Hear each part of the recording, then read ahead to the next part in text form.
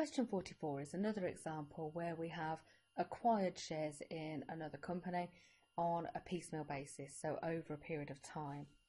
So originally we've got ZX acquiring 40% of the equity share capital of NM back in 2000 X naught.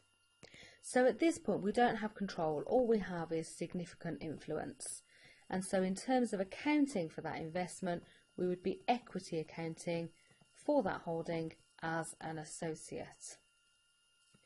We then take things forward a little, and on the 1st of October 20X3 we go and purchase another 30%, so that now we own a total of 70% of NM, which means we have control. Where a control relationship exists, we need to account for that as a subsidiary, and a full consolidation would need to be undertaken.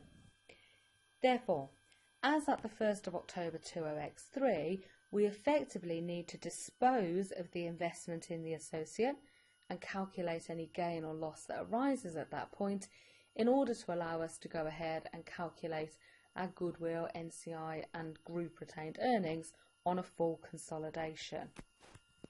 So in terms of how we're going to deal with that gain then, the first thing is to think about what we'll treat as being our proceeds.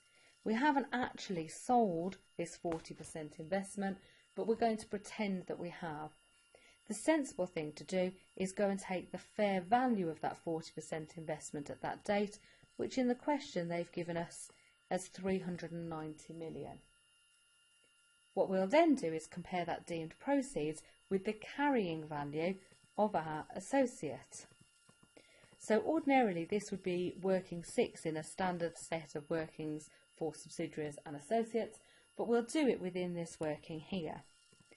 So we would have taken the cost of the original investment in that associate of 270 million and then added the share that we're entitled to, in this case 40%, of any post-acquisition reserves. So here we've got fair value of net assets when we first acquired NM of 600 million compared to 800 by the point of disposal. So 40% of that movement of 200 would give us 80, and the carrying value of our investment of our associate would have been 350. So that now, as a result of this disposal, we actually get a gain in this case of $40 million.